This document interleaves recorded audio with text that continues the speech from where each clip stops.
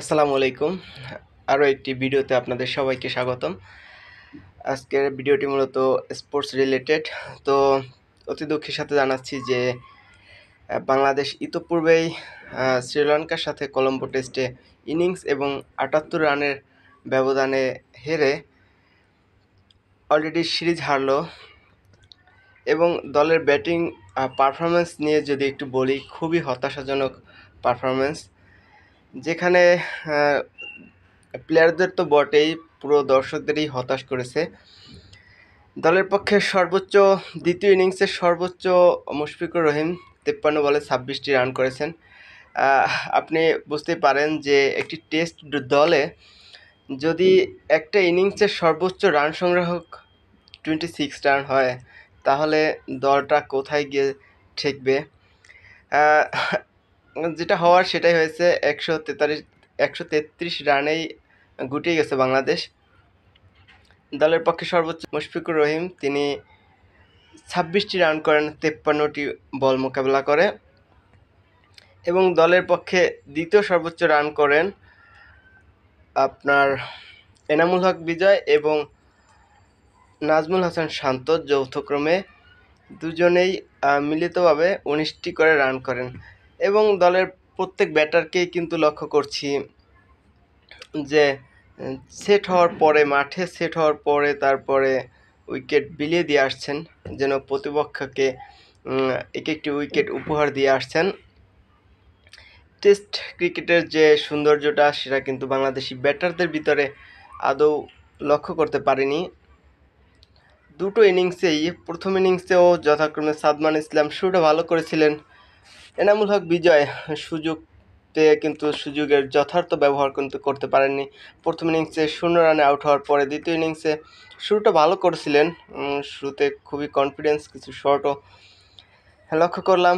তবে ১৯ বলে ১৯ রান করার পরেই উইকেট বিলিয়ে দিয়ে আসলেন। মনে হচ্ছে তিনি একটু তাড়া করে নিচ্ছেন, তাড়া করতে গিয়ে হয়তোবা আউট হয়ে গেলেন। মমিনুল হক, টেস্ট ক্রিকেটে যাকে বলা হয়, একসময় কিন্তু খুব ভালোই টেস্ট খেলতেন তিনি, এবং সময়ের বিবর্তনে সেও অনেকটাই হারিয়ে গেছে।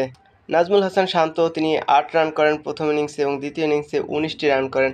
দুটো ইনিংসে শুরুটা ভালো করে কিন্তু উইকেট খুঁয়ে দিয়ে আসলেন।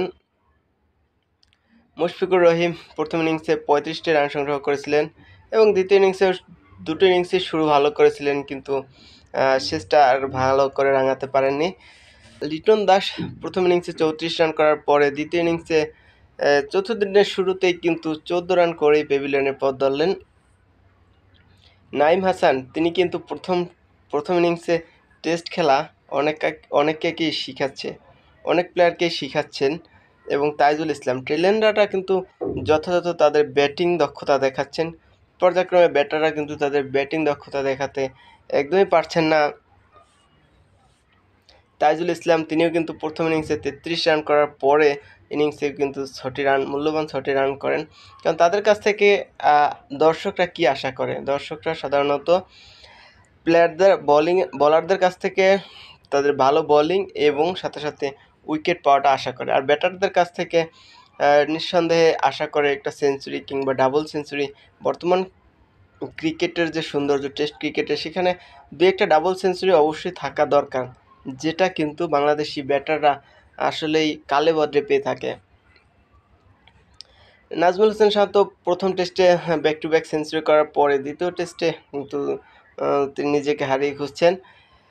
একই সাথে ব্যাটাররা যদি তাদের পারফরমেন্সটা দেখাতে না পারেন, তাহলে কিন্তু এমন লজ্জাজনক হার, ইনিংস ব্যবধানের হার, সেটাই দেখতে হবে। বলাররাও যদিও খুব বেশি একটা সুবিধা করতে পারেননি। এই পিচে আসলে বোলারদের তেমন কিছু করারও থাকে না, কারণ ব্যাটিং সহযোগী উইকেটেও যদি ব্যাটাররা তাদের দক্ষতা দেখাতে না পারেন, তাহলে বোঝাই যায় আসলে টেস্ট ক্রিকেটে কতটা দুর্বল বাংলাদেশ দল। টেস্ট ক্রিকেট নিয়ে কি বলবো, বাংলাদেশ ক্রিকেট খুব ভালো আশা জাগা নিয়ে শুরু করলেও কিন্তু শেষ করতে পারছেন না। বেশ কয়েক বছর ধরেই ক্রিকেটটা উন্নতির পথে নিয়ে গেছিল, যখন মাশরাফি, সাকিব, তামিম ইকবাল, তারা আসলে বাংলাদেশ ক্রিকেটকে অনেক দূরে নিয়ে গিয়েছিল, কিন্তু সময়ের ব্যবধানে হারিয়ে বসতে চলেছে। মাশরাফির অবসর, সাকিব আল হাসান রাজনৈতিক কারণে হয়তোবা তিনি দেশের বাইরে আছেন। এছাড়াও আরও অনেক প্লেয়ারদের এখন বর্তমানে উপস্থিতি না থাকার কারণে দলটা কেমন একটু দুর্বলই মনে হচ্ছে আমার কাছে পার্সোনালি। যাই হোক, আশা করি ওডিআই এবং টি-20তে তারা কামব্যাক করবে, তাদের নিজের স্বাভাবিক খেলা খেলে প্রতিপক্ষকে ধুমড়ে মুচড়ে দেবে, এই প্রত্যাশা ব্যক্ত করে আজকের মতো ভিডিওটি শেষ করলাম। আল্লাহ হাফেজ।